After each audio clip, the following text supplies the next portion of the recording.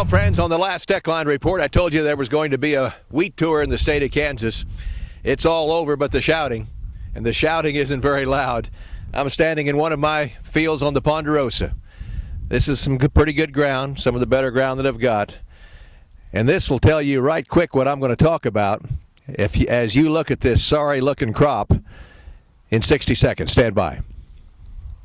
Announcing new deals from Straub International, your Case IH dealer, on an excellent selection of pre-owned combines and self-propelled sprayers. Deals like a January 2015 interest waiver, available on any maker model self-propelled sprayer. Interested in a combine? Receive an interest waiver until July 1st, 2015, or 0% financing for 36 months on any maker model combine. Hurry in, these great offers and more are available for a limited time through Case IH and C&H Industrial Capital. Visit your local Straub International dealer today. Some restrictions apply. See dealer for details.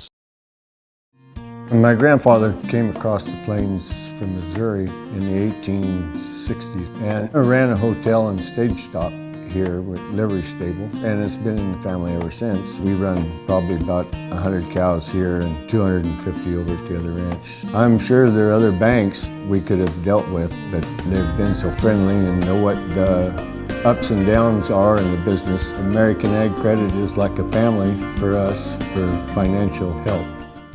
Well, folks, the wheat tour took place last week. They tell us now that we're going to grow 33.2 bushels an acre this year.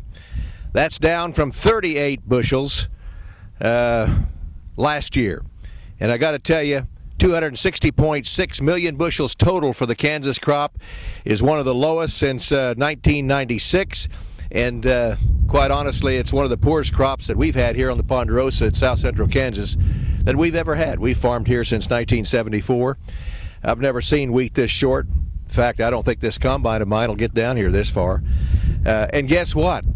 That figure of 32.8 bushels, that's if it rains.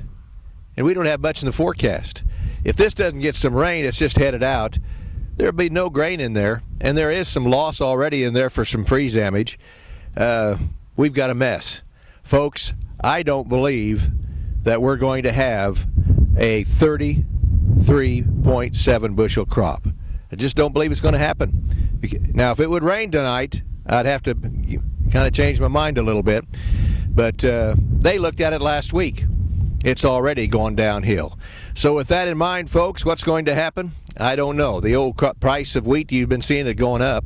Over $8 a bushel on the Board of Trade, and I don't think there's going to be any chance of it coming below that for quite some time.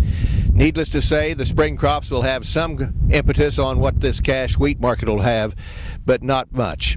We're going to have one of the lowest carryovers in a good long time, it looks like, if we produce the 260 million bushels, which I don't think we're going to do now, again, unless it rains.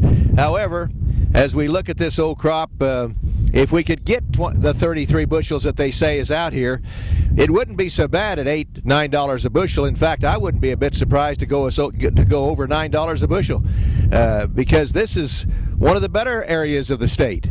And as we take a look at this particular area, by the way, we've had less than 20% of the average moisture since the first of the year.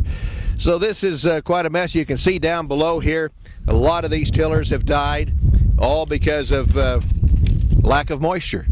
And then you add to it a little bit of loss for freeze damage. Folks, we've got us a mess. Look how tall it is. What is that, 8 inches? Maybe at the most. I just don't know how that old Case IH combine I've got is going to get down that low. It's a new one. I hope it goes that low. I haven't used it that much. But I hope that we get some seed in the few heads that are here. That would sure help, I can assure you of that. But as we look around the world, we've got problems. The Australians have got some problems with their weather now. A lot of their crop isn't in yet, and it should be. We've got, I think, corn production in this part of the country. We'll see a little bit of help as far as planting is concerned in the next week or so. This dry weather is helping that, and it doesn't take those planters long to get those acres of corn planted. So I'm not worried about the late planted corn. We'll just have to wait and see what kind of spring rains we get to keep her growing. That's the way it is from the wheat fields in Kansas, friends. See you next time around.